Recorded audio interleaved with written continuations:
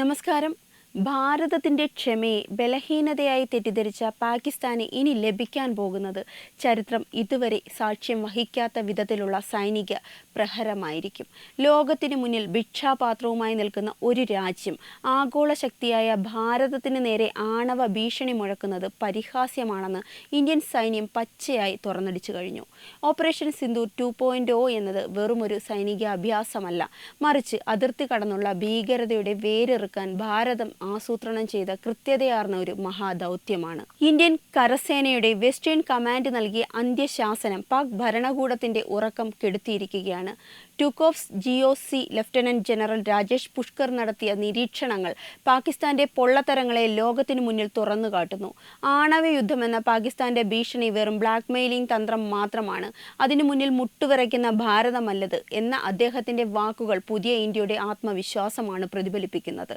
ശത്രുവിനെ എവിടെ വെച്ച് തകർക്കണമെന്നത് ഇനി ഭാരതം തീരുമാനിക്കും. അത് കരയിലോ കടലിലോ വായുവിലോ ആകാം. ഏത് പ്രതിരോധത്തെയും ഭേദിക്കാൻ ശേഷിയുള്ള ആയുധ ശേഖരവുമായി ഇന്ത്യൻ സൈന്യം സജ്ജവുമാണ്. കഴിഞ്ഞ വർഷം പഹൽഗാമിൽ നടന്ന ഭീരുത്വപരമായ ആക്രമണത്തിന് ഇന്ത്യ നൽകിയ മറുപടിയായ ഓപ്പറേഷൻ സിന്ദൂർ പാകിസ്ഥാന്റെ സൈനിക ചരിത്രത്തിലെ കറുത്ത അധ്യായമായിരുന്നു. വെറും 4 ദിവസത്തെ പ്രഹരത്തിൽ തകർന്നുപോയ പാക് സൈന്യം DGMOയോട് സമാധാനത്തിനായി അപേക്ഷിച്ചത് നാം കണ്ടതാണ്. എന്നാൽ ആ പാഠം ഉൾക്കൊള്ളാൻ കഴിയാത്തവർക്ക് ഇത്തവണ ഓപ്പറേഷൻ സിന്ദൂർ 2.0 നൽകാൻ പോകുന്നത് തിരിച്ചു വരാനാവാത്ത ആഘാതമായിരിക്കും. പാപ്പരായ സമ്പദ് വ്യവസ്ഥയും ആഭ്യന്തര കലഹങ്ങളും കൊണ്ട് നട്ടം തിരിയുന്ന ഷഹ്ബാസ് ഷെരീഫ് സർക്കാർ ഇത്തരം പ്രകോപനത്തിലൂടെ സ്വന്തം ജനതയുടെ ശ്രദ്ധ തിരിക്കാനാണ് ശ്രമിക്കുന്നത്. എന്നാൽ ഭാരതത്തിന്റെ നീക്കം ശത്രുവിന്റെ സൈനിക ശേഷിയെ പൂർണ്ണമായും നിർവീര്യമാക്കുക എന്ന ലക്ഷ്യത്തോടെ ഉള്ളതാണ്. പ്രധാനമന്ത്രി നരേന്ദ്രമോദിയുടെയും പ്രതിരോധ മന്ത്രി രാജ്നാഥ് സിംഗിന്റെയും അതിർത്തി കടന്നുള്ള പ്രഹരം എന്ന ഉറച്ച നയം ഇന്ന് ഇന്ത്യൻ സൈന്യത്തിന് പൂർണ്ണ സ്വാതന്ത്ര്യം നൽകിയിരിക്കുന്നു. ഭീകരവാദത്തിന്റെ താവളങ്ങൾ ഒന്നൊന്നായി ചാരമാക്കുന്ന കാഴ്ചയാകും ഇനി ലോകം കാണുക.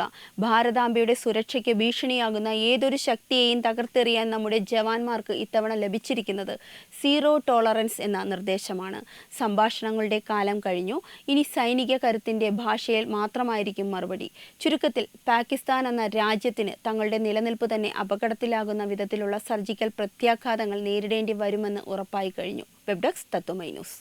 Brought to you by Kerala AIDS Control Society. HIV/AIDS സംബന്ധമായ സംശയങ്ങൾക്ക് 1097 എന്ന 24 മണിക്കൂറും പ്രവർത്തിക്കുന്ന ടോൾ ഫ്രീ നമ്പറിലേക്ക് വിളിക്കുക.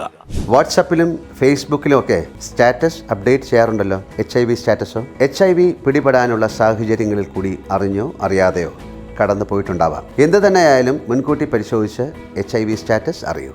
സൗജന്യ HIV പരിശോധനയും കൗൺസിലിങ്ങും ആരോഗ്യ കേന്ദ്രങ്ങളിൽ പ്രവർത്തിക്കുന്ന ICTC അഥവാ ജ്യോതിസ് കേന്ദ്രങ്ങളെ സമീപിക്കുക. നിങ്ങളുടെ സ്റ്റാറ്റസ് എന്തായാലും വിവരങ്ങൾ രഹസ്യമായി സൂക്ഷിക്കുന്നതായിരിക്കും.